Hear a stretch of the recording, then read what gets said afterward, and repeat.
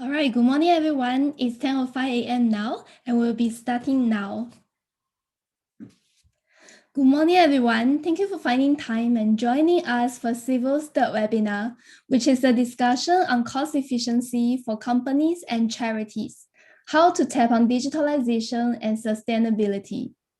And today, we are discussing key impacts and trends as an effect of digitalization and sustainability, and how charities and companies can leverage on the trend to reduce costs. My name is Kasing, and I have Joel here with me, who will be the co-host for today. Before we start, please allow me to do a short self-introduction. I'm in charge of operations and organizing events like this in Savour. Yes, hi, I'm Joel and I'm a marketing intern here at Savour, and we'll be your moderators for today. I hope all of you guys are having a great morning so far, and it's about to get even more exciting as we'll be having an interesting discussion with our panelists very soon. So let me start by officially introducing everyone to Savour.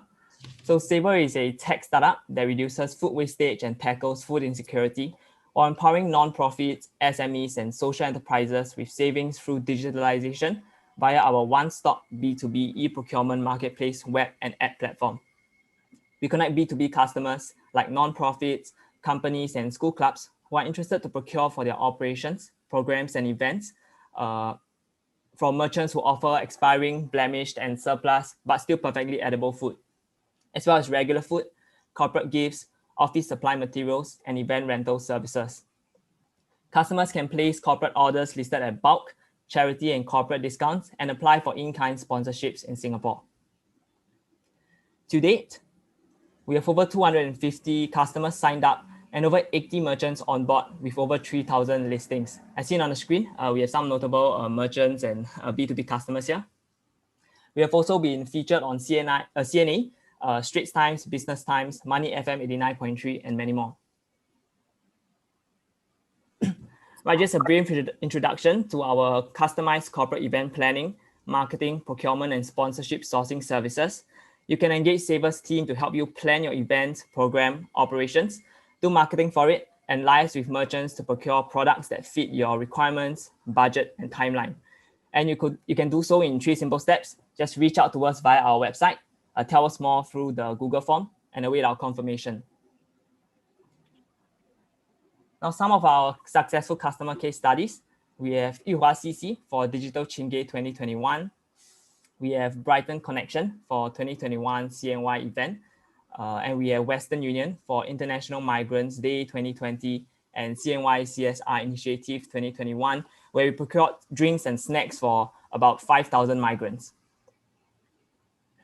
And here's some successful merchant case studies. We have Calbee for International Migrants Day 2020. We have Bakers Beyond for Western Union CNY CSR Initiative 2021, where we sold 1.5K cookies. And we have Marigold for International Migrants Day 2020 and Western Union CNY CSR Initiative 2021, where we sold over 3,000 drinks. Right, so here are some QR codes to our social media pages, Instagram, Facebook, LinkedIn, and our 2 Telegram channels. So you can scan the QR codes and check out our pages. And if you don't prefer QR codes, you can just go onto each of the platforms and follow us there directly. We'll now give you a few moments to check out and follow our pages. Now, in the meantime, if you are interested to sign your organization up for a free account on our web platform as a merchant or B2B customer, you can head over to www.savourapp.co and then download our mobile app on Android or iOS. If you have any questions or want to discuss further, feel free to drop us an email at hello@savourapp.co.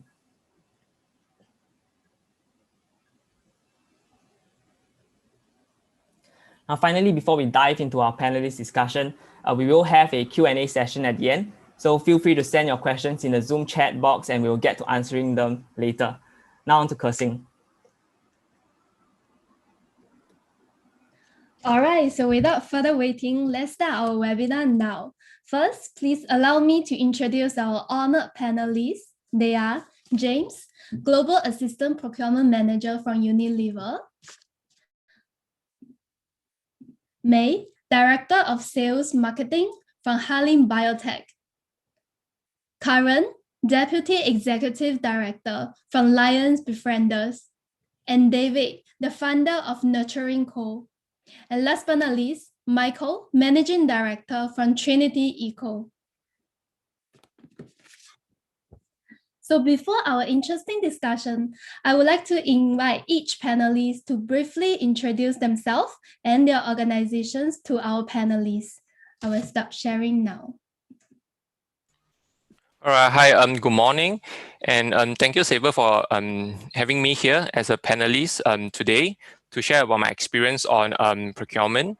And I'm James. Right now, I'm the global buyer for Unilever. So the main portfolio I'm handling is the fatty alcohol. So if you're wondering what is fatty alcohol is the feedstock that goes into the production of your surfactants. If you turn to the back of the shampoo bottles, okay, the first ingredient you will see is water. And the second ingredient, the largest ingredient, will be what is called the SLES, SLES.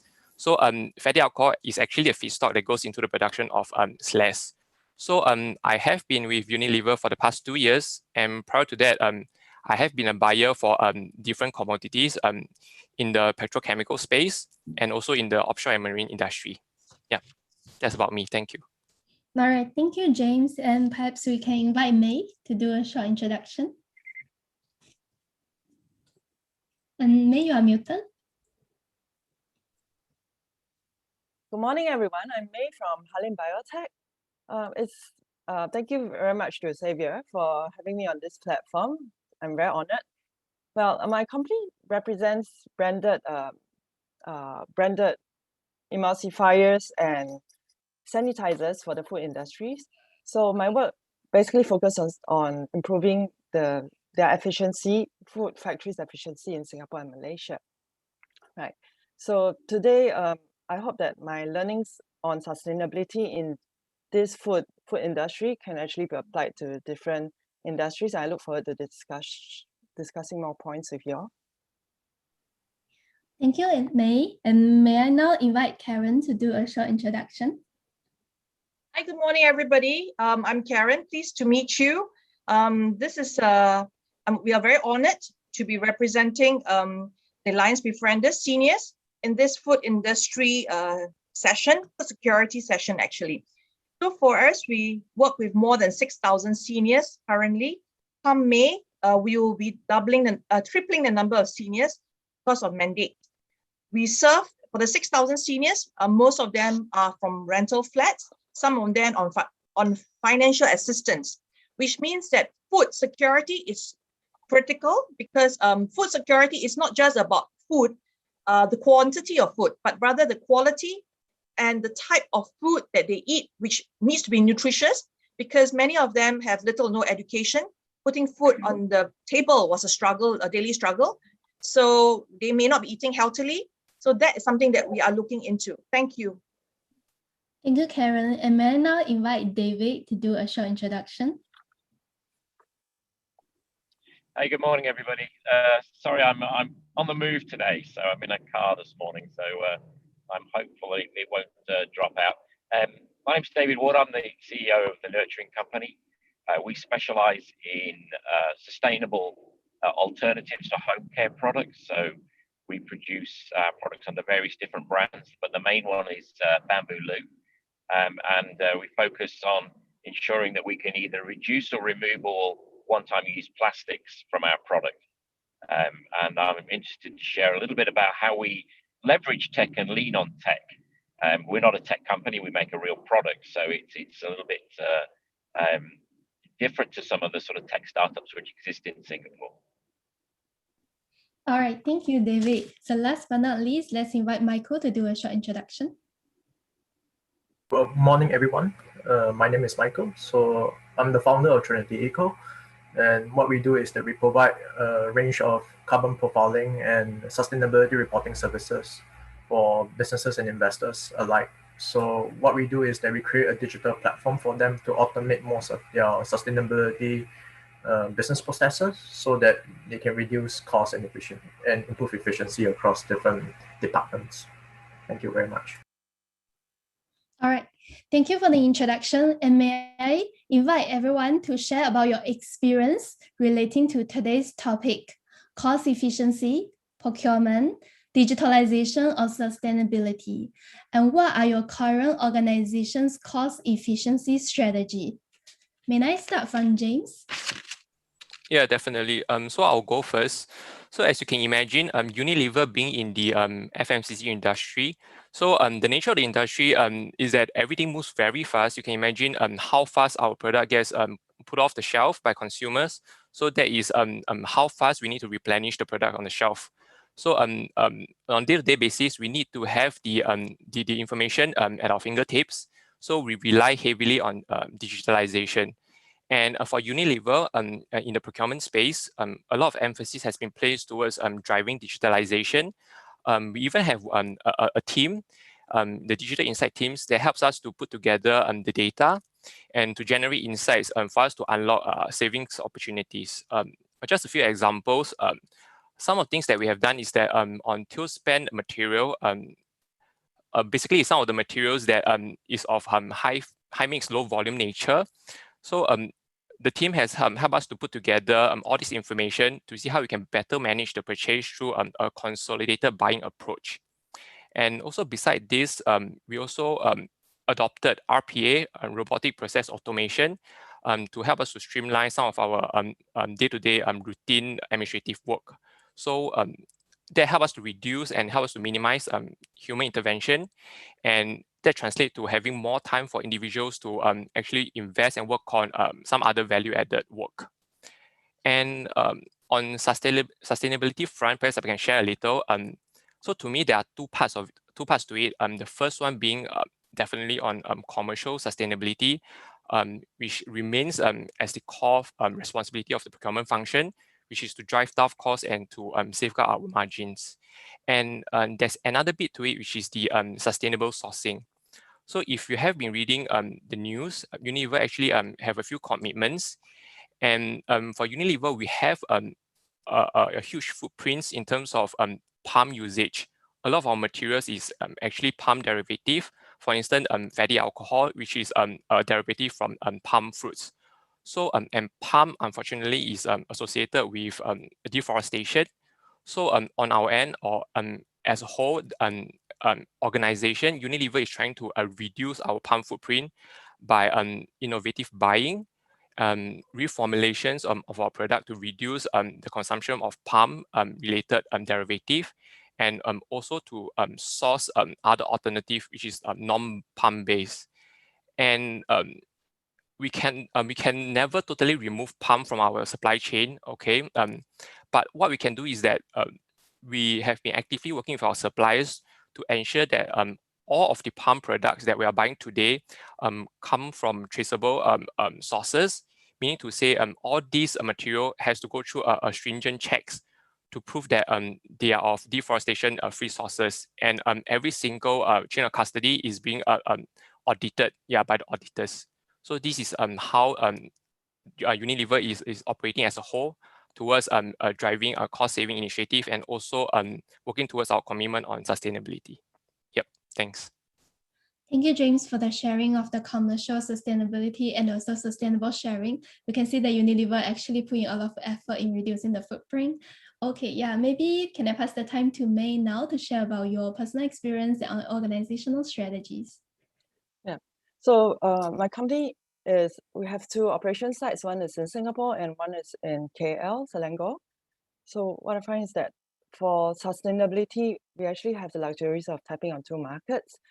And so, for example, in Malaysia, due to the currency differences, sometimes we can actually make use of the procurement in terms of digitalization, or in terms of even headcounts. We can tap on the more better value of Malaysia ringgit to arrange our operation functions. And furthermore, for example, sustainability, we keep it very, very fluid. So there's no hard and fast rule on that our practice must be maintained over this period. So one example is last year during COVID, one of our staff retired, and we do not rush into to refill this position, even though he's in a very important sales role. So what we look is we reorganize the whole sales team and look at the changes that COVID has brought. For example, having a transfer of the sales presence to sales calls. So that allows us to actually like condense the sales team and improve sales force effectiveness. So yeah, that's what I have to comment.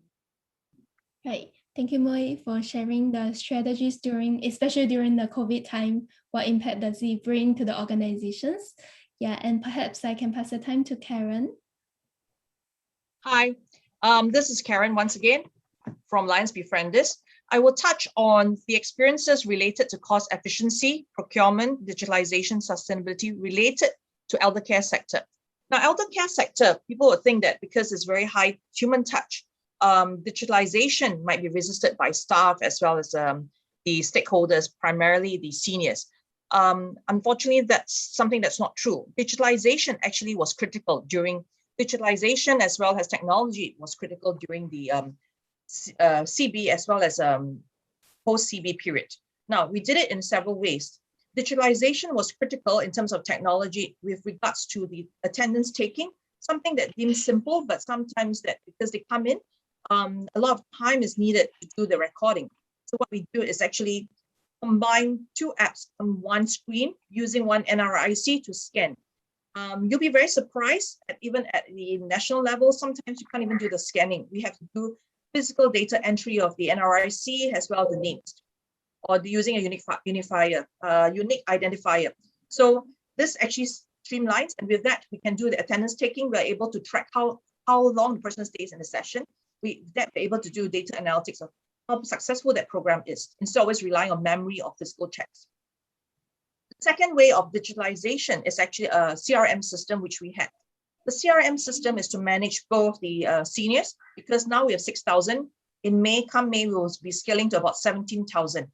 So with that, CRM becomes critical. We're also trying to move our donors as well as a donors database to a systematic one, whereby we're moving from Excel to perhaps Salesforce. That's something that we have not seen how robust it is yet, still trying out. Now, the third area in terms of digitalization that we have is in terms of the engagement with seniors. Now, because the seniors belong, basically, as I mentioned, they have little or no education, meaning that technology, they can't even read or write, don't talk about technology. So because of that, they fear changes, they resist technology because they don't know how to read and write. So what we did was primarily help them overcome their own fear of technology. Imagine years ago when AIC gave them free phones, they actually resold it to Karanguni. It's because the phone, even though how expensive it is, $100 of no value to them because they don't understand how to use. So which means that now we, since June last year, on day 4 of post-CB, 4th of June, we reopened. We reopened on the 2nd of June. We're one of the very few charities to be allowed to reopen in the first day and the first week. And on top of that, all our 9 centers were reopened. Day 3, we already rolled out virtual befriending, whereby we help seniors begin their journey to overcome the fear of technology. In the past 6 months, in 6 months, we have rolled out 5 phases. Now we're into an 8-month. Phase 2 is that we gave them 24/7 access to technology, to smartphones, the devices. So first is overcoming the fear of technology. The second phase is giving them the resources to 24/7. We are trying to help them learn how to use the smartphones gradually. Penetration rate is not high, but it's one step forward. That happened in June. Smart access to smartphones with collaborations with IMDA as well as AIC. Phase 3, we move into telemedicine, teleconsultation with the hospitals, and we are with 9 of the 9. There are 9 public hospitals in Singapore, 3 RHS, regional health systems. We are with all 9, working in different ways. In doing even the most exciting one is autonomous vehicle for delivery of medicine. We have at our centers, they also, one of the hospitals, Alexandra Hospital, launched the tele-robot on our premise. In addition, we have hybrid situations whereby we have physical clinics as well as teleclinics or tele staff with the seniors. Then with that, we move into phase 4, which is AI technology. Phase 5 is devices that helps the seniors be empowered to check in with us so that we don't have to knock on every door. Because during CB, we had no known death. We accounted for all 6,000 of our seniors alive. So what happens means that in some places, some charities, some of the seniors died behind the doors, but LB had none. So digitalization is key to our sustainability. Yeah. All right. Thank you. All right, thank you, Karen, for sharing from a different perspective, from the charity angle of how to reduce the cost and achieve cost efficiency.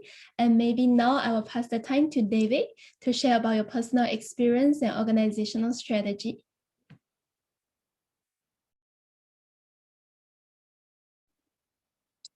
Hi, I hope everyone can hear me. The signal's bouncing out a little bit. But I'd start by saying that, as I said earlier, we're not a tech company, but we lean on tech quite a lot in terms of how we operate, and certainly COVID has accelerated the need to be more digitally connected rather than physically connected. So, you know, whether it's from a sales role where you would be able to go out and actually visit people, which has now become, you know, more problematic. You know, the team are having to actually manage these through, as we're doing now, through Zoom calls. I'm actually based in Malaysia, so for the whole year, I've done all my meetings, whether it's with our factories or with our customers or with our team, through using either, you know, digital communication such as this. In terms of how we've then accelerated that with our customers, it's been quite interesting to see how some of them have either embraced the use of more digital needs, or tried to sort of continue to hold their business as it was, and whether we're using either electronic information in terms of, you know, PDF form or video, seems to be, you know, the way that we're able to demonstrate product a lot more effectively to people. And, you know, coming downstream towards us in terms of how we work with the factories, it's almost entirely now through video or Zoom calls, because we're not able to travel to China to actually visit the people that we know there. It's also accelerated the use of things like CRM. Although we had one before, we were quite light users of it, to be honest. You know, that's changed quite a lot so that we can manage as a team and integrate all the information for, you know, each individual customer on a day-to-day basis. And in terms of the way we're managing external resources, whether they be, you know, graphic support or our warehouse team, these to us are external support services. And although we would have spent time with each of these people during, you know, the pre-COVID situation, now again it's the use of technology that has allowed us to be able to continue to keep those relationships as strong as we can, and as positive as we possibly can, almost on a day-to-day basis. So it's like talking to your colleague, but you're still having to do it, you know, through a digital means. In terms of procurement, we rely almost entirely on digital, but it's been like that for some time. Almost everything that we do is based on you know, mapping our you know, run rates on product, and you know, through tools that we use, and then making sure that we're informing and working with the factories in time to make the necessary pre-planning for, you know, for bags, for boxes, for all of the sundry items which will be needed by the factory when it actually comes to make the product. And COVID in a way has taught us to work in a much more remote way, whether we wish to or not. And it's pushed us across that ledge to embrace more digital tools which are in existence. And you know, we're quite lucky in Singapore. There's an awful lot of, you know, inventiveness in this space. So, you know, we get a lot of people coming to us and saying, would you like to try this? Would you like to try and use that? We obviously try and accommodate some, but ultimately there are probably just too many for us to choose from. Thank you, David, for the sharing. I definitely agree that because of COVID, now more and more organizations start to use technology to break through some of the challenges bring by because of the pandemic. So now may I pass the time to Michael to share more about your experience and strategies? All right. So I think I'll use 3 case studies to explain this question. So for the first part will be cost efficiency. So I'll start with my startup and what are the struggles that we face. When we first started, cost is a big issue because we don't have the cash flow nor the manpower that most corporates or SMEs do have. So what we do is that first thing and foremost, we do a lot of market validation and customer validation with our clients because we don't want to build features into the products, into our platform that customers do not need, and hence reduce a lot of unnecessary costs across our business operation. That's one. And two is we also work with a strong team of people who actually believe in what the business vision and mission is beyond profitability and salary. So because of that, our if you say our process in evaluating team members is really particular, and we want to make sure that we pick the right people for the right job, and we try to make sure that they actually meet the deliverables that we want them to do, because if they could not, we have no choice but to actually let them go. But we always make sure that they get the support they need to actually get the job done. So that's how we actually manage costs and make sure that we get the results that we want to actually scale the business forward. For the second part, which is procurement and digitalization, so another thing that we do to manage costs is also to provide consultancy work with various companies. And one thing we realize is that a lot of the companies, because of the COVID situation, are accelerating their digitalization process within their own business. So one of the companies that I talked to was a supermarket, and surprise is that now, because of this COVID situation, what happened is that they cannot put too many staff within the same workplace because, as you know, if you have too many people congested in one workplace, it can accelerate the spread of the virus. So what they do is that they now use IoT and they use digital system to actually manage their inventory and make sure that they can keep track on what the customer really wants and what supplies to actually purchase, so to reduce costs and also maximize their profits. So we are starting to see a lot of a lot of the traditional processes getting more digitalized. And the last thing is on sustainability. So a lot of clients are now going into sustainability because one, the government has been pushing a lot of sustainability policies forward, and that means increase in carbon taxes and business processes that produce a lot of carbon emissions. So we need to make sure that one is that they have a clear understanding of how to calculate and quantify sustainability data, but two is also how can they make use of it to generate revenue or reduce costs within their own operations. So as a whole, I think sustainability and cost efficiency is now reached a stage where they need to have both in order to make sure that their business is sustainable as a whole. All right, thank you, Michael, for sharing a lot of strategies, including market and product validation to reduce the cost. So my second question is supposed to be the tips and advice to achieve cost efficiency, but I think most of the panelists have just now mentioned touch and go. So perhaps we can leave that question to the end during the summary of the overview of the webinar. So my next question would be, what are some of your views towards the future digitalization or sustainability or procurement trends? Yeah, so maybe we can go to James first. Okay, so some of the views that I have on digitalization is that companies will have to embark definitely on digital transformation journey to remain competitive in the ever-changing landscape. We have COVID and we have different issues even last year, all the way that extended to this year.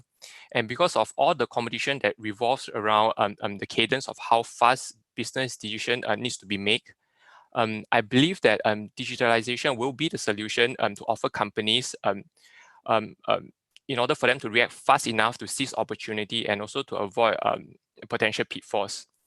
And on the fundamentals of this quick decision making, I believe the gist of it is the availability of data and how to include gathering data, processing it, and generating insightful details through using the right digital tools is very important. And so this will ultimately helps to aid in decision making, and the quicker companies can go into digital transformation, the more beneficial and advantageous it is for the company. And I don't think digitalization is an option right now. So company will have to definitely integrate it into its own DNA and to make it part of its entire operations. Yeah, that's my view. All right, thank you, James.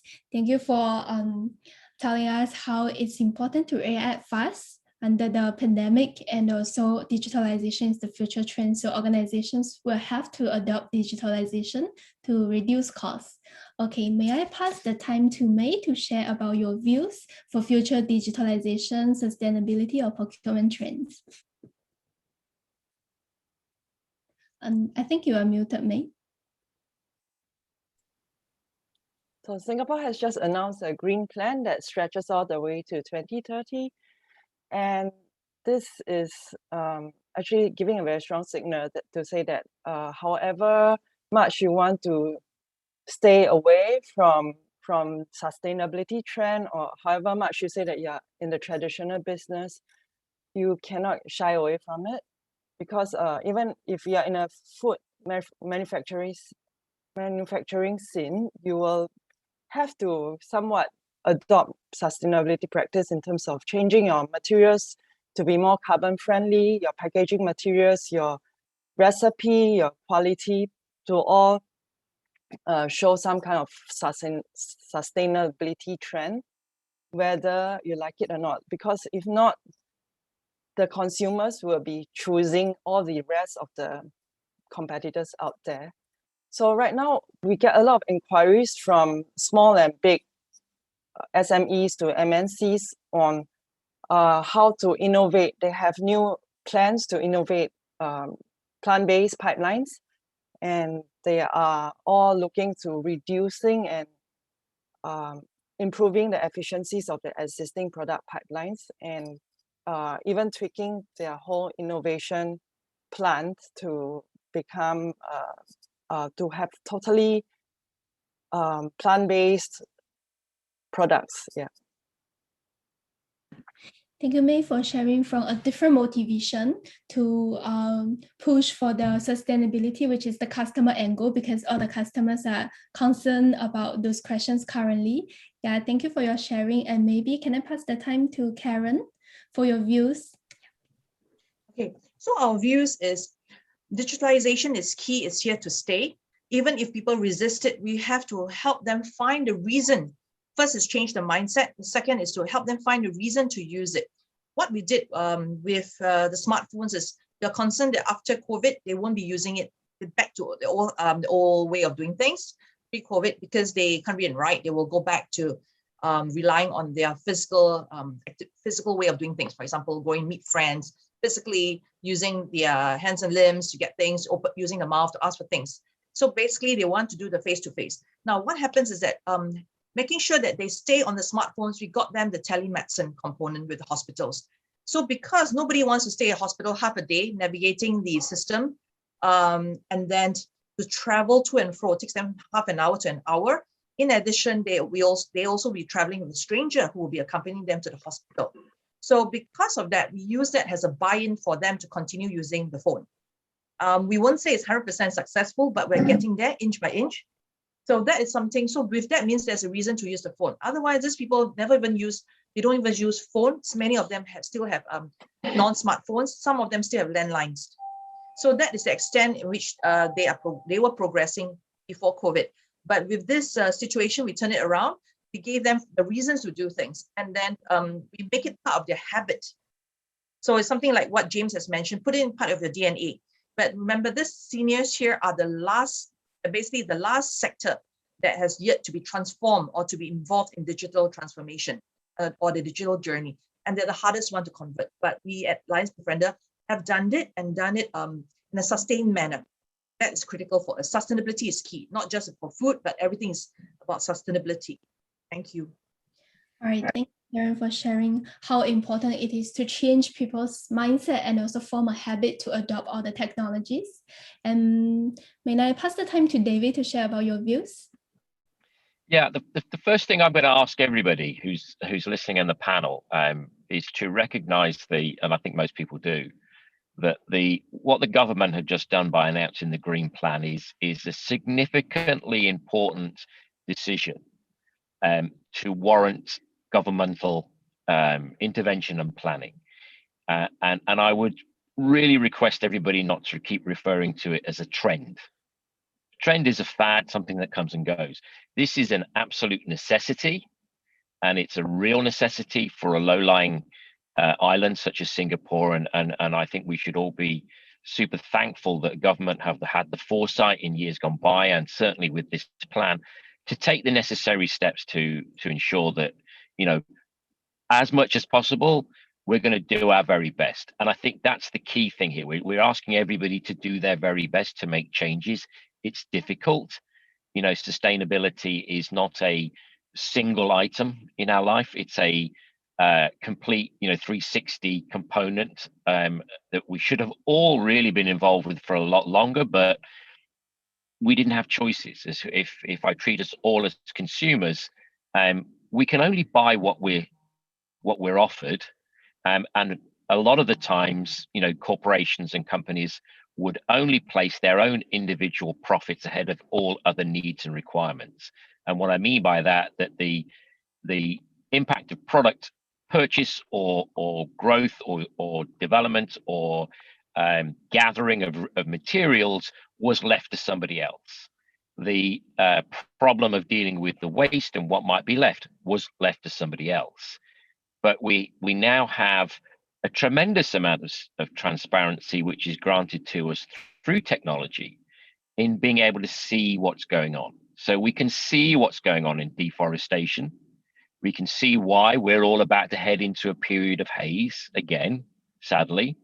And it's interesting, the comments about palm oil and, managed palm oil. It's not managed palm oil. They tore down a forest to plant the thing in the first place. And now they just do as much as they can to try and get the greatest yields from those. So it's an utter greenwash to me, that whole idea of manageable palm oil. We're breathing in the problem every day currently again. But transparency is being granted to us because of technology. We can see through radar images on the internet where fires are burning. We can see sustainability reports, whether they be certified bodies like FSC or B Corp or others, that indicate whether a company is behaving itself and doing the right things. We can measure things more effectively, and there are tools for us to be able to measure particularly things like water usage, deforestation, decarbonizing or carbon usage, which is becoming, for the very first time now, consumers are getting a slight awareness that they might have to start to pay attention to this. And government is saying, and has been, and I threw my arms up in joy 2 years ago when it was the very first time the government stepped up and said, we may introduce carbon taxation. And for a lot of people, went straight past the head, weren't paying much attention to that at that stage. But for our business and what we do, great news, because it means that we are now going to start to see carbon data on consumer products. How much carbon is consumed, how much carbon is being generated to make that thing that you want. And that's a life cycle assessment in terms of how it's built to how we deal with whatever might well be left. And that brings us back to that issue of alternatives or choices. We weren't being given the choices before. You couldn't really get good plant-based food. You couldn't get the superb, Impossible Burgers, things of this nature. These are all very new things that have happened in the last 3 to 5 years. We weren't very good at hydroponic farming. We weren't very good at managing, what really is a sustainable, material such as, as we use as bamboo. We were just not seeing these things. So we had to take what was there. Now, the consumer believes and sees that they have some power, some control over what they might want to use, whether that be a service or a product, etc. So we get to choose. We get to choose the businesses and brands that start to reflect how we are looking at life. And we are all looking at life with a little bit of concern about the future. So we tend to be now gravitating little by little towards companies that are ably engaged in trying to, best manage and transfer from what they were to what they want to be. And we must be realistic about that. We can't just expect every company to jump from, what they were doing to what we have as an ideal of them in a matter of a few years. It will take time, but the more people get involved, the more we're able to see what's going on through transparency of information, the internet, etc.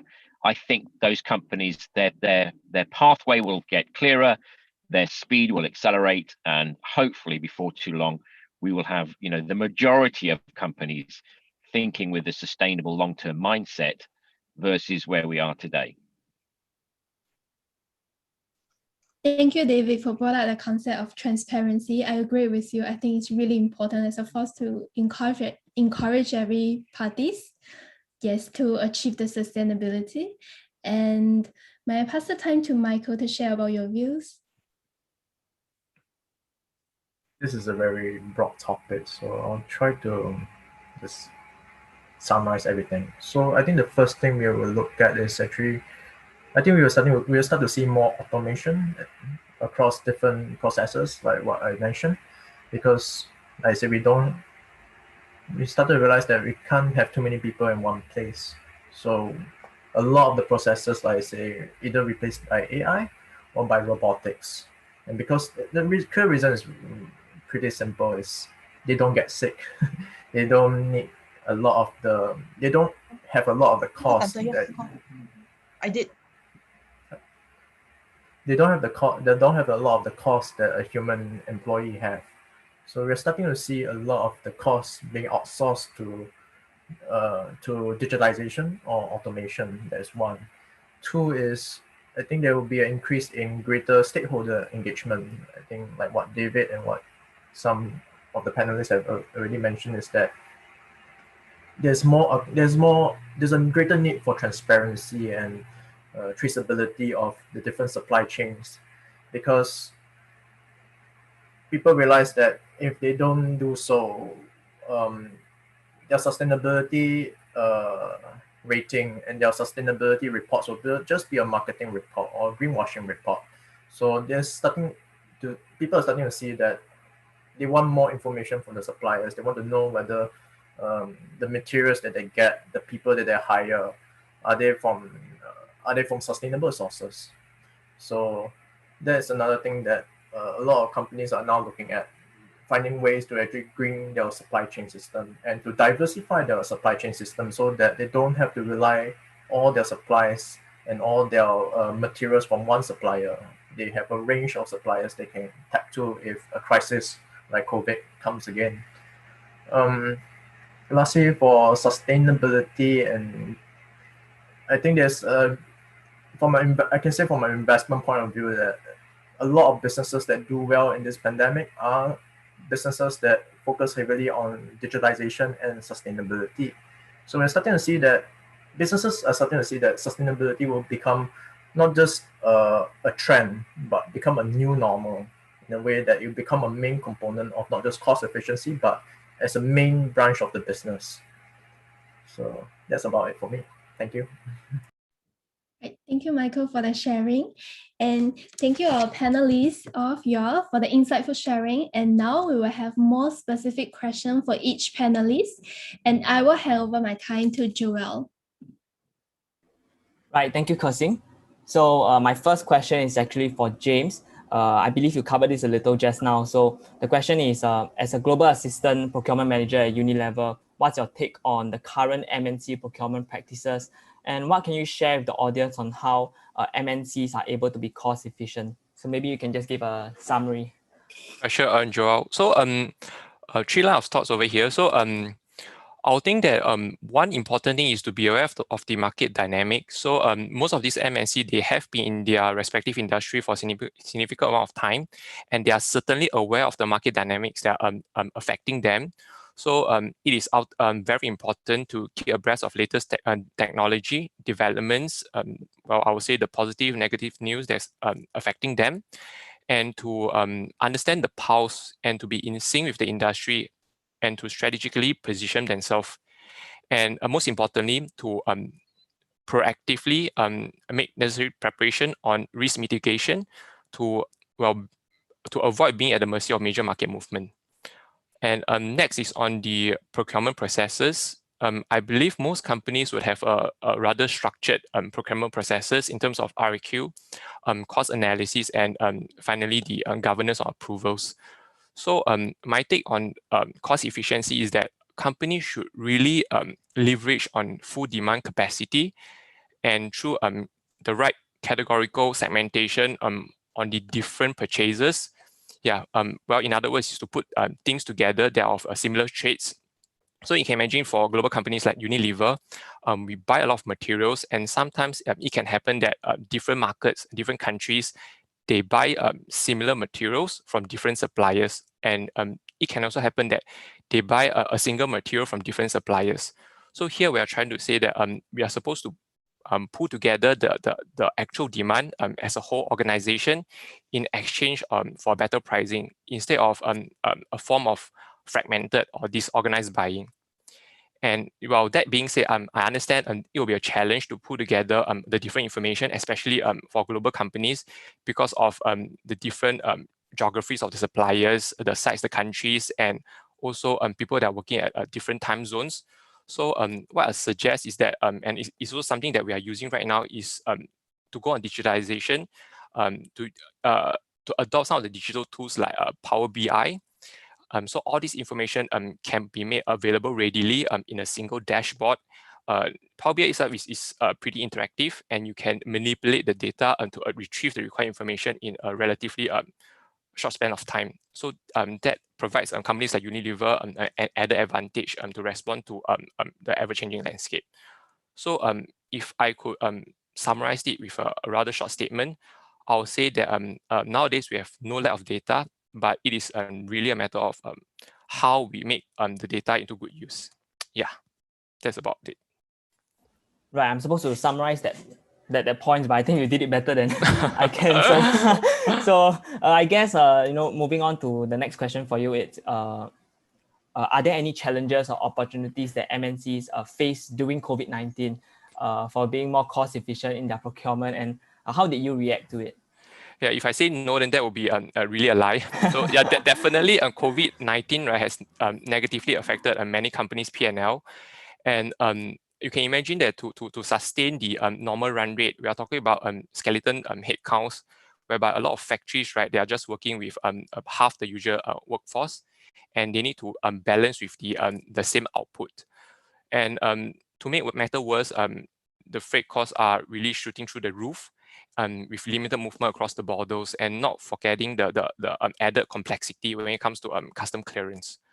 So I'll say the takeaway is that for companies with stronger financials, they're able to ride the storm. And COVID has also unveiled a lot of vulnerabilities in terms of the current work stream and work processes of this company. Because during peacetime, these problems would not have surfaced, and everything will work absolutely well. So I believe companies can now take this opportunity to strengthen these vulnerabilities and to work towards being more cost efficient. For instance, like Unilever, we might realize that there are some of the suppliers, secondary suppliers, or distributors, traders, or alternative materials that we have not tapped into in the past. And with all these fresh information, we can now reevaluate our procurement strategies to better deploy our resources and to work towards strengthening our resilience planning. And also COVID has accelerated the digital transformation in many companies, including Unilever, and for obvious reason, because information now needs to move even faster for quick decision making. So I'll say, perhaps I can conclude this by saying that yes, definitely COVID-19 is a challenge, but if you take it positively, we can look at it as an opportunity for companies to emerge stronger by eliminating their inefficiencies and also towards working on a digital transformation journey. Yep. Right, thank you so much, James. I guess that really sums it all up. Looking at challenges as opportunities and reevaluating and re-strategizing. Right, so I guess on to May. I have some questions for you. Now, how does incorporating sustainability practices affect costs, and is it a positive or negative impact on reducing costs? Yeah, thanks for the question. So sustainability in itself actually means to make better use of your resources, and the goal actually is to bring down the cost. So however, when you want to do any changes to sustainability, most of the time, I'll say it will negatively impact your costs for that short-term period. For example, in the bakery industries, if they want to improve their mixing time and they want to change the traditional dough mixer to something more advanced, they have to actually invest in high-tech mixers like air mixers, and that will definitely mean that you have to come up with a sum of money, and it will impact your short-term investment. So especially right now with the COVID, right, we see restaurants changing to robots. They invest in digitalization, and all this kind of technology adaptations, they do need, they are quite costly, and they will take some time to get the efficiency going. But not all the time. During when COVID just hit, do you remember, like, there's a time when I get so many calls on where to get alcohol sanitizers.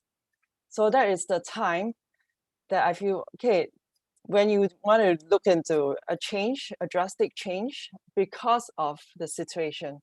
So sustainability is very dynamic. It is always fluid. At the time when alcohol sanitizers went out of stock and world raw ingredient is totally non-existent, you see the price going up. So at that point in time, actually, what we have more in that's challenging is the behavioral. People are so habitually, and they insist. I got so many calls insisting on only alcohol sanitizers that it takes actually it takes a pandemic to drive home this sustainability acceptance, in the sense that, okay, is alcohol necessary for what you do? Can it be replaceable? Can it be used across all functions? And if there's more than one no in the answers, you know that you're not completely sustainable. So there is time that we educate. Perhaps it is a better practice that you look into alternative chemicals that fits the safety profile, has fitness for use in your entire end-to-end supply chain, from for example, in the food factories, it can be used in the toilet, it can be used on the hand, it can be used on the knife that touch the food, it can be used on the raw food that you want to prepare. If something like that is available, definitely you can increase your sustainability quotient.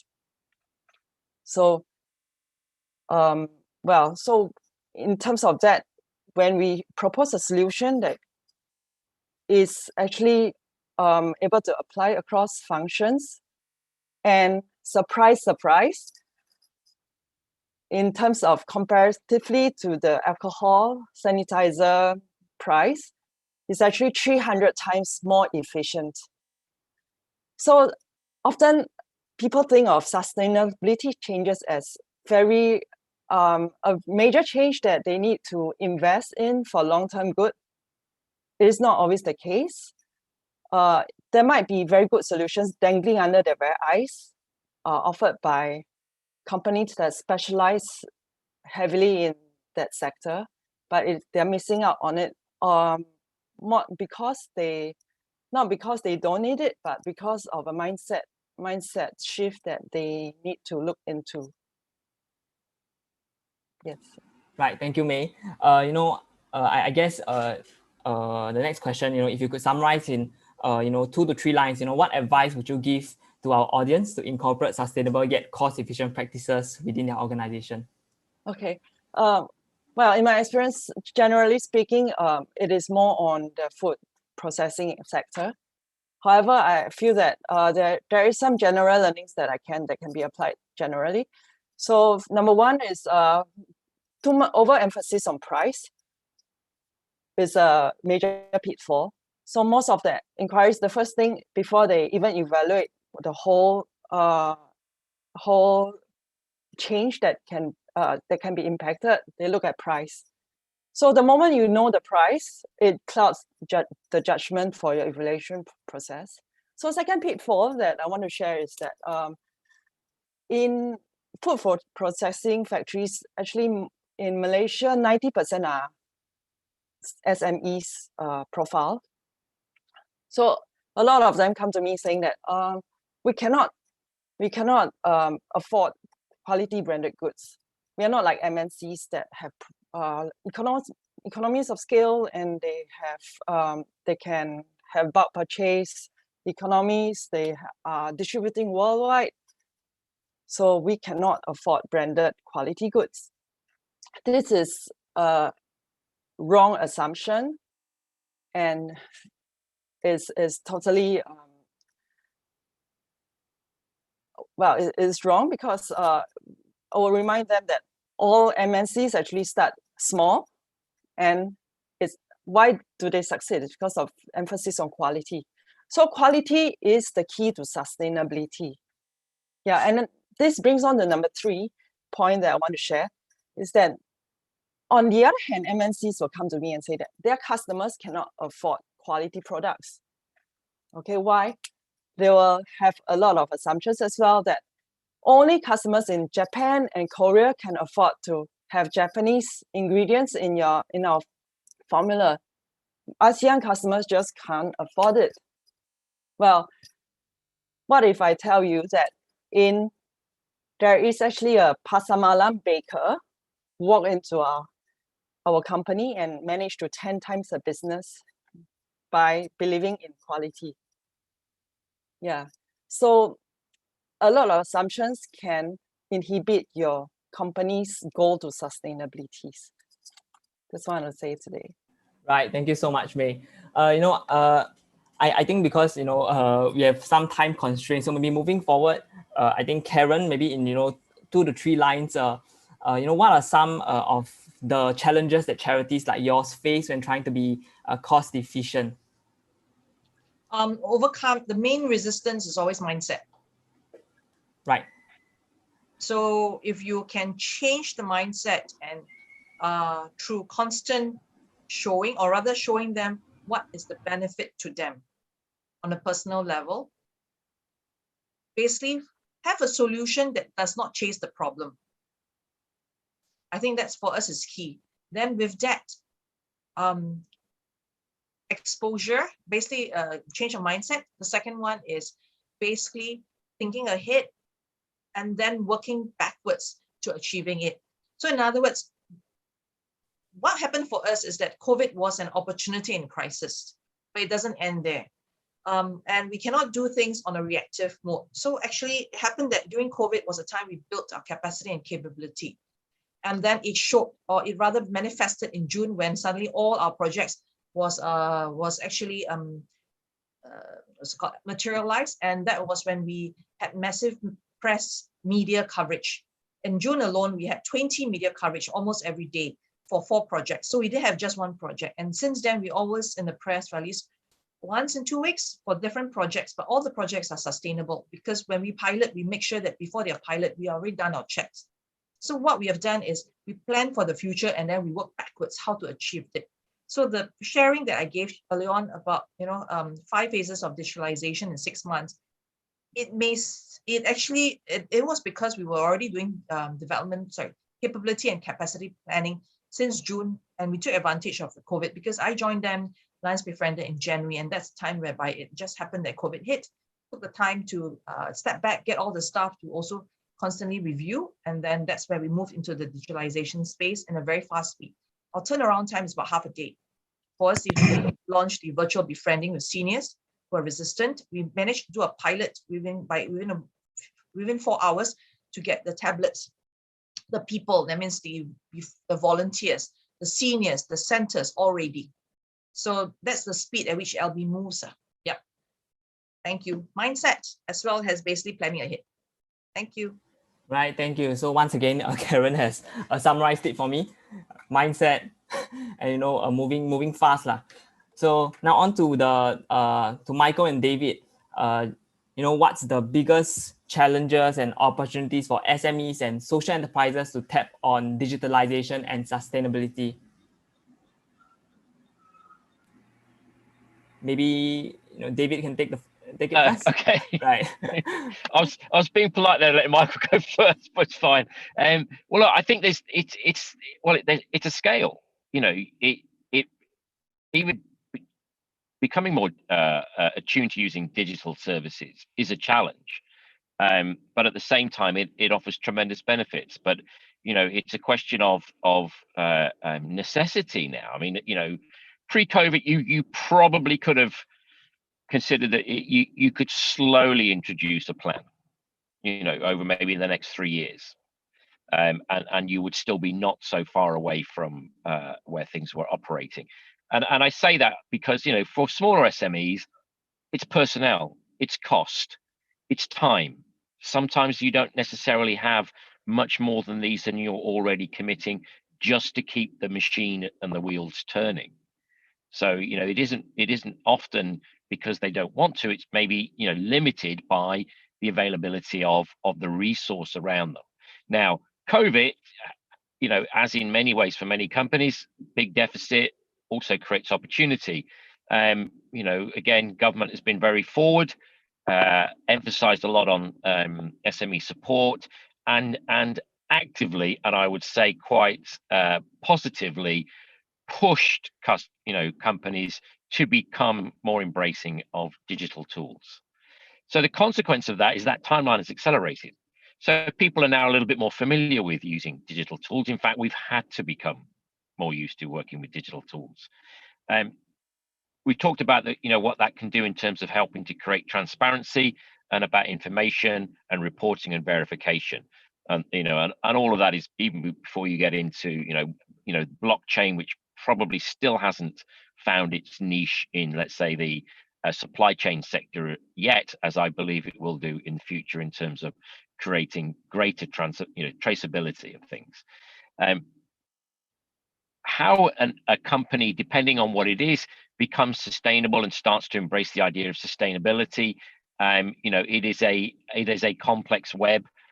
It's not a simple straight line of things that we need to do to get ourselves from A to B, because whether it's how we reassess our procurement program and the way that we work with our suppliers, the questions that we ask. I see an awful lot of companies, particularly in Singapore, and this is a little bit sad, a little bit of a dig, hide behind somebody else's stamp. We've become this verified or that verified, and therefore we're okay. We think that's enough.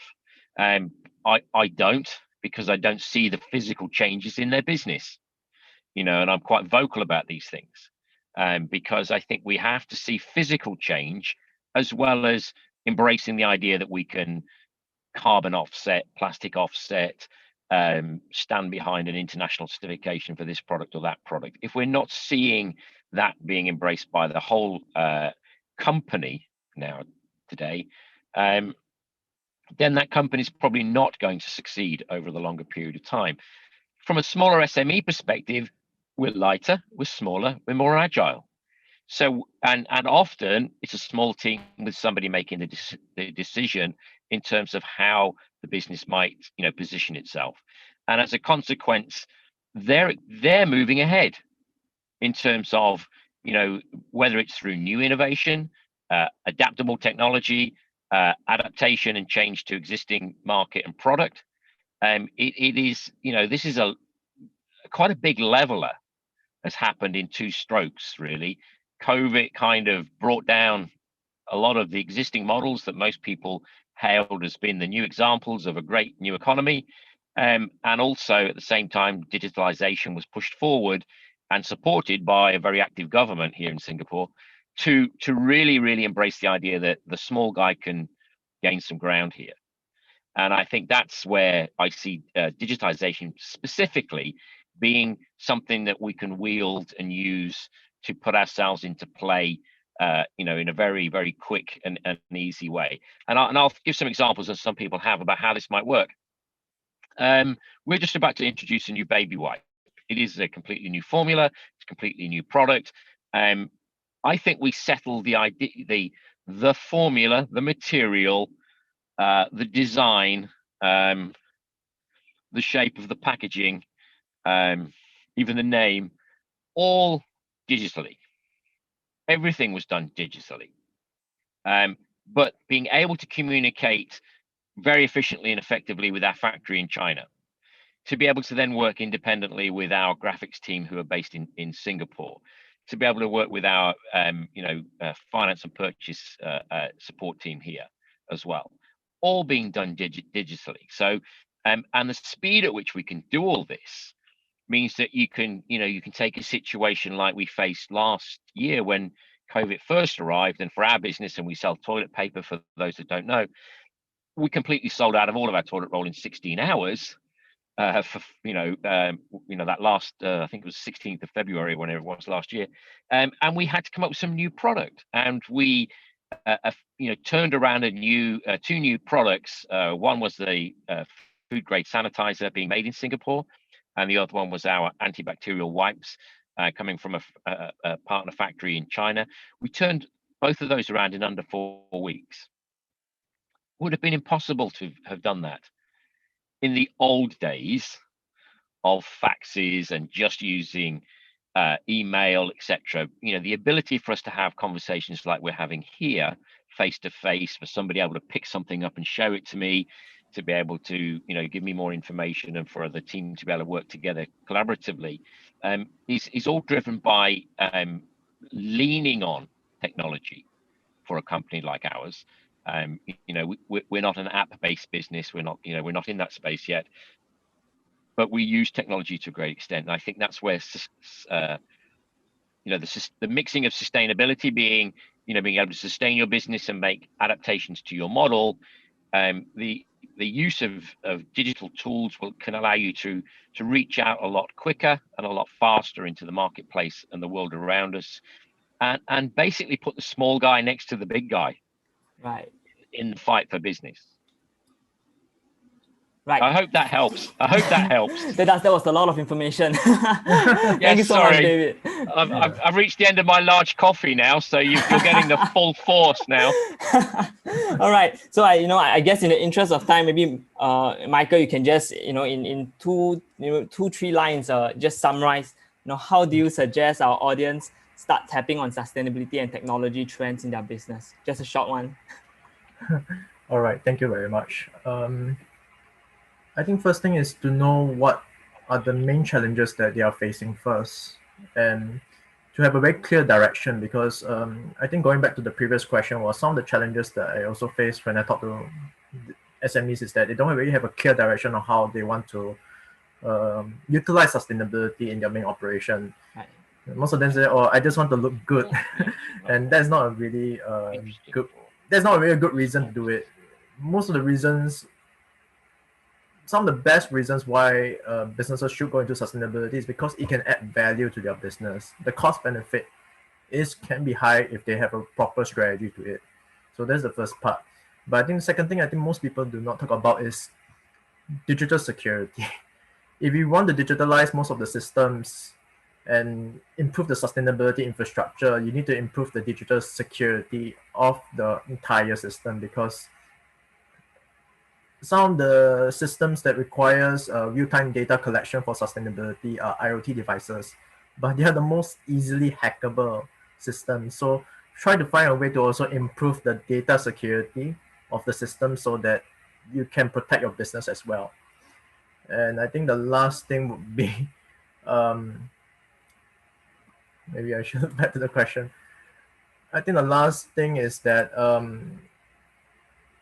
how can you you don't have to follow all the frameworks and standard and all the rules on sustainability. Pick one that you can follow easily and then start from there. Always take the first step first, because if you don't take the first step, then you will never go into sustainability.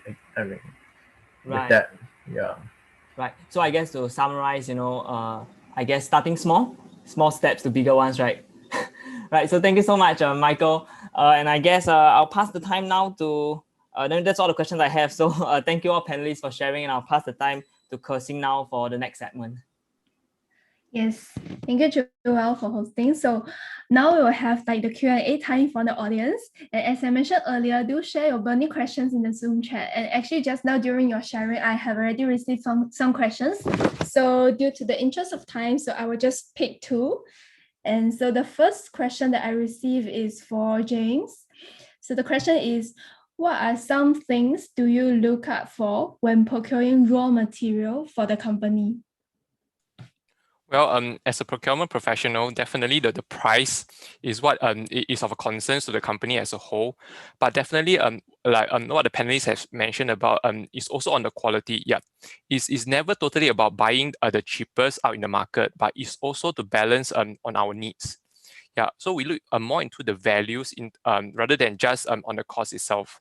And another piece of it is definitely on sustainability. Yeah, is to ensure that we are using the material in our supply chain. Yeah, we want to avoid damaging the environment at the same time.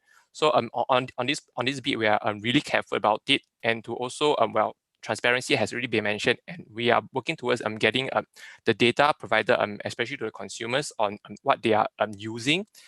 In terms of the material that Unilever is buying from the different sources. Yep.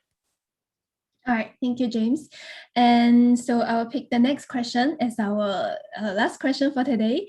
With digitalization being the way of future, what type of skills or experience is required? This question is open to the floor, so any panelists want to take it? Any skills or experience is required?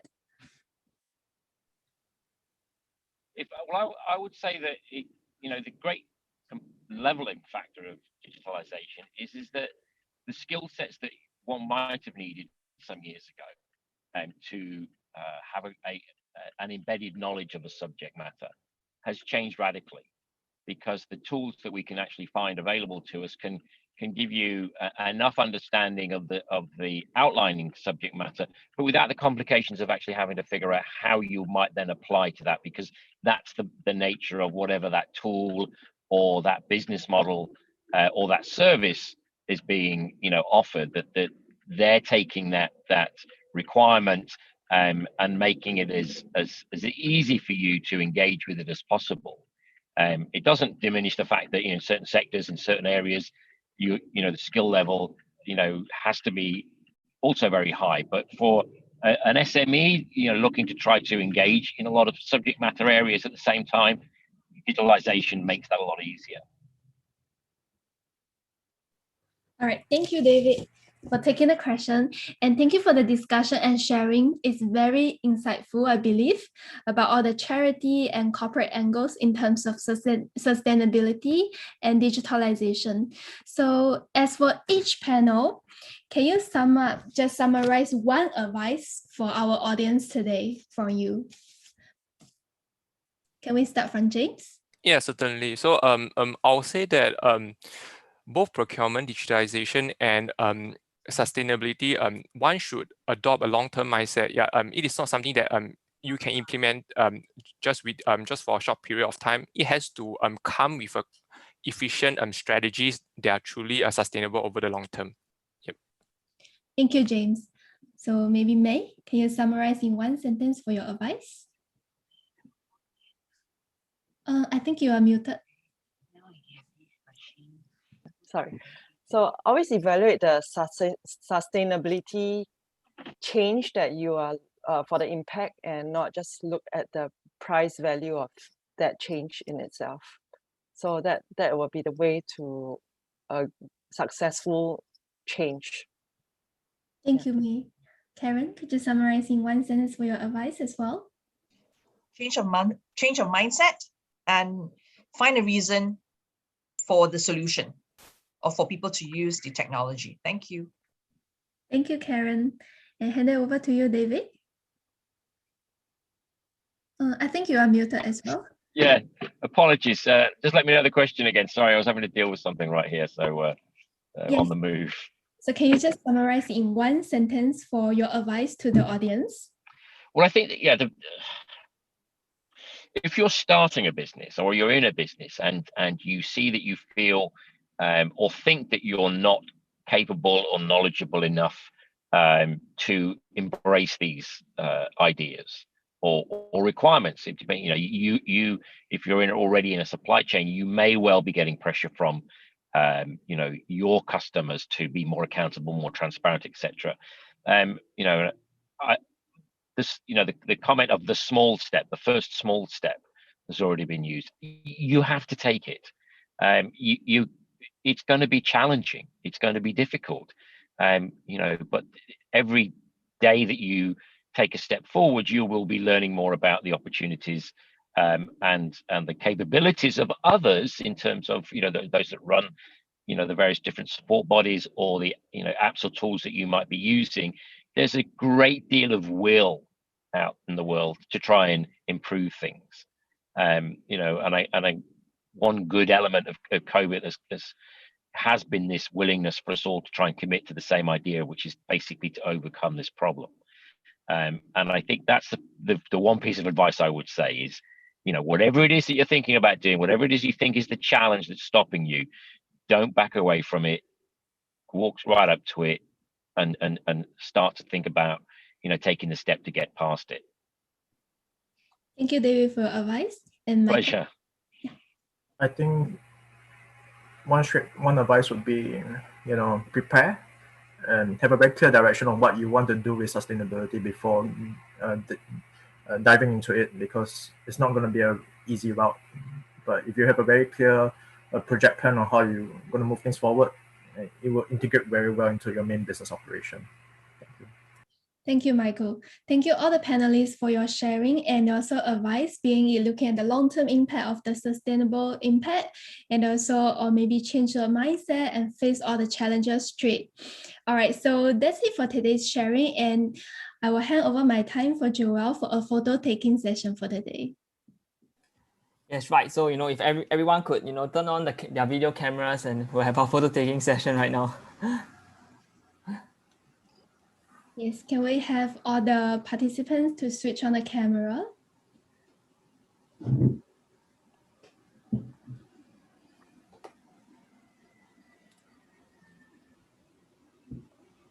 This is maybe some people are a bit shy, but yes, we can just take a photo. All right. Yeah, and we can leave it for our social media. All right. Okay. Ready? 1, 2, 3. Okay. Okay. Is that okay? Yeah. Looks good. All right. So the share screen. Kasim, could you share the screen? Yes. Yeah.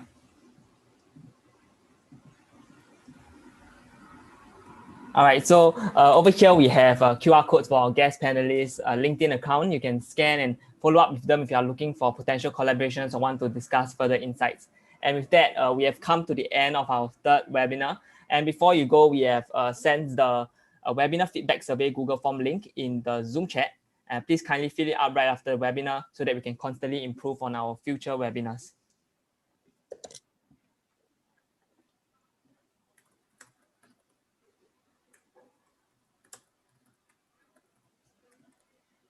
All right, so I have already just sent the feedback form in the chat box. So if you have any advice, you can just fill in the form.